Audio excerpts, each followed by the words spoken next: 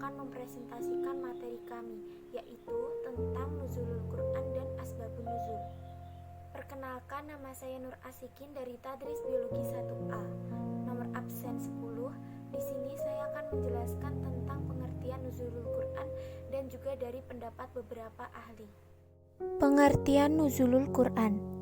Nuzulul Quran secara harfiah berarti turunnya Al-Quran yang merujuk kepada peristiwa besar, yaitu turunnya Al-Quran dari Lauhul Mahfudz ke Baitul Izzah, lalu diturunkan berangsur-angsur kepada Rasulullah SAW dengan peristiwa-peristiwa dalam jangka waktu kurang lebih 23 tahun.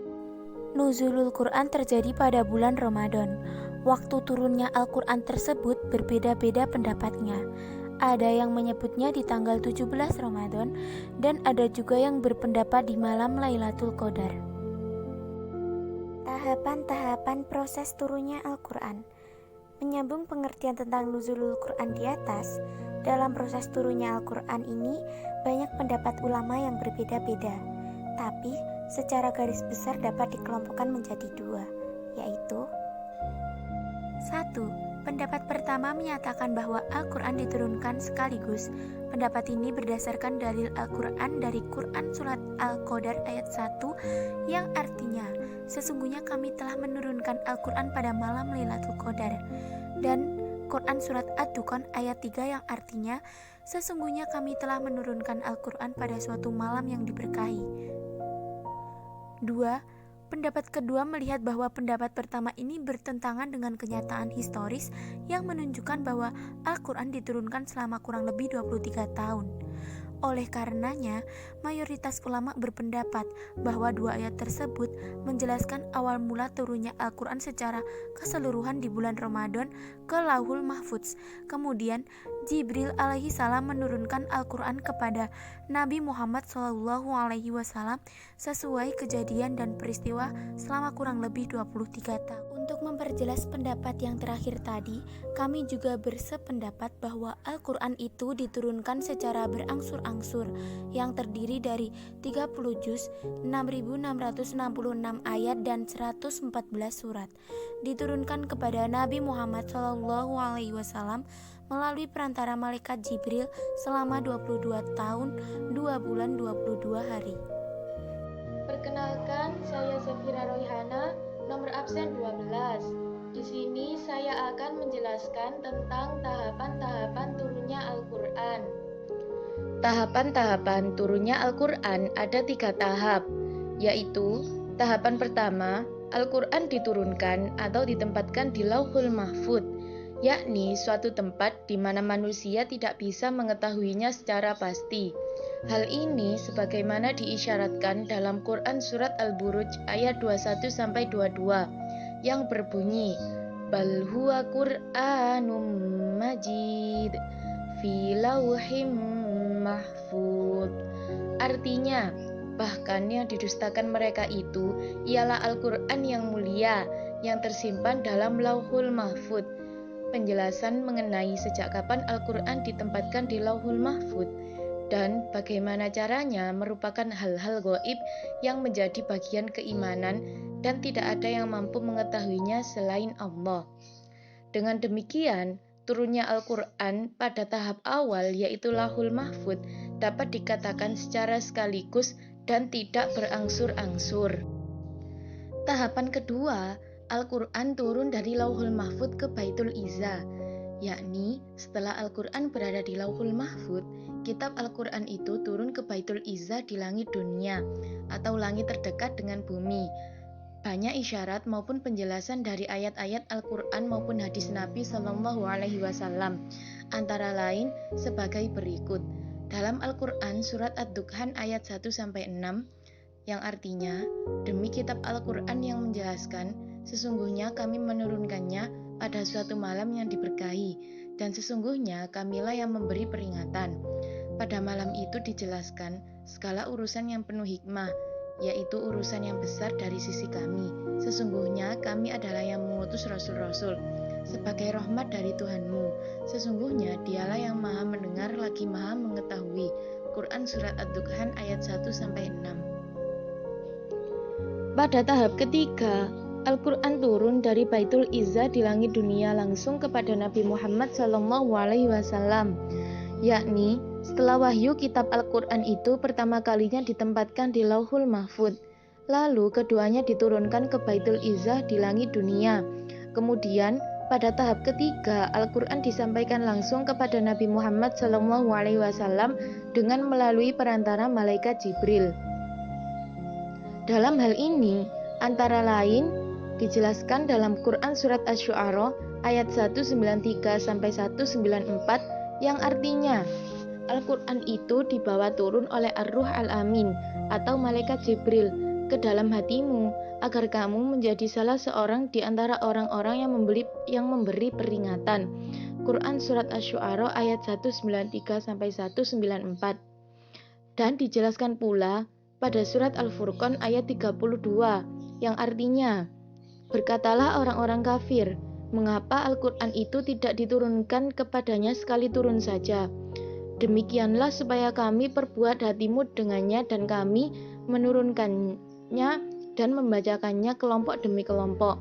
Quran Surat Al-Furqan ayat 32. Perkenalkan, nama saya Rosa Amelia, nomor absen 11.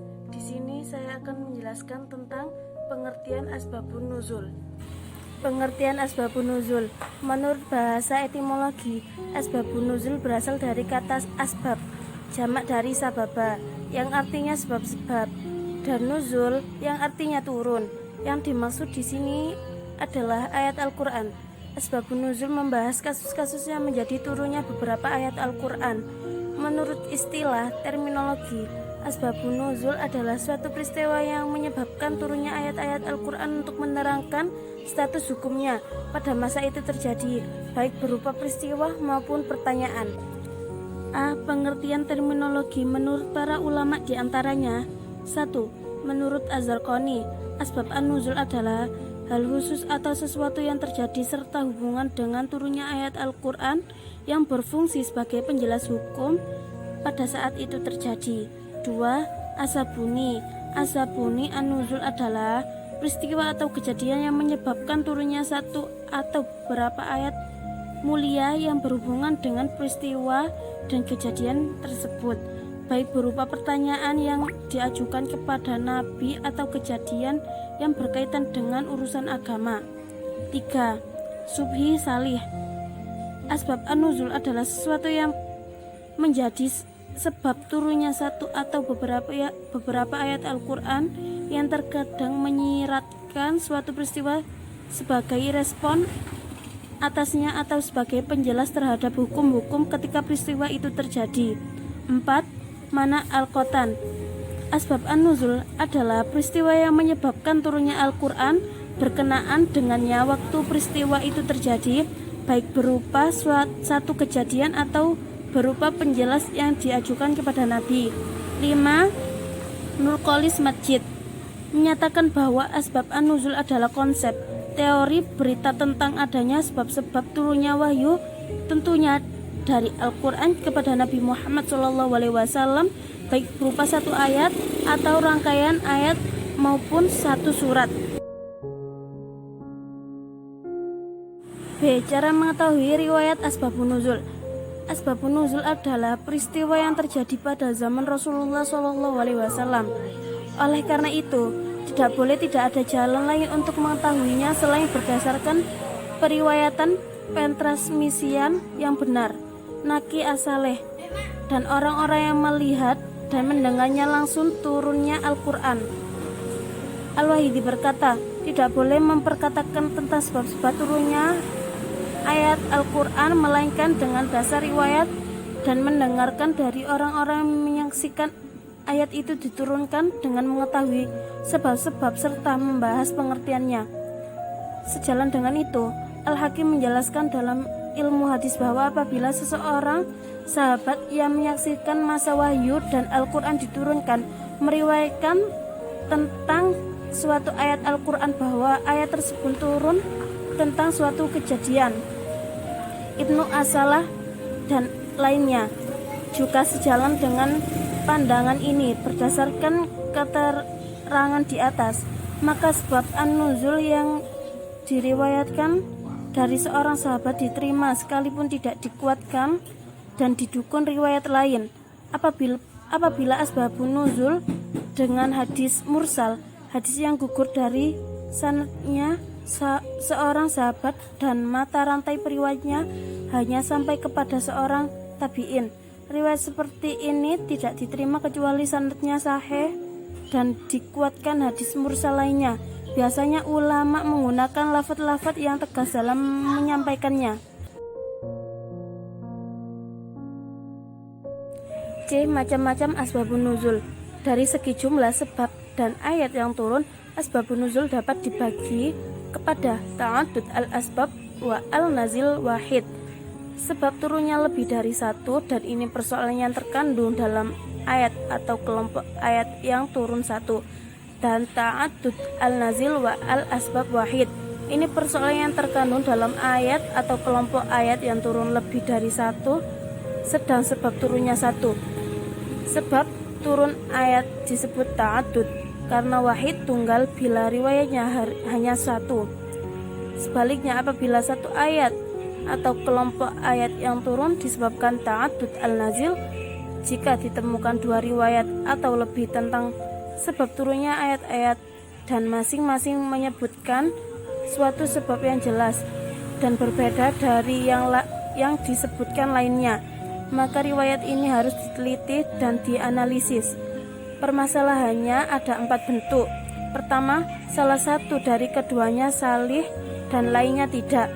Keduanya salih, akan tetapi salah satunya mempunyai penguatan murajjih, yang lainnya tidak. 3. Keduanya salih dan keduanya sama-sama tidak mempunyai penguatan murajjih, akan tetapi keduanya dapat diambil sekaligus. 4.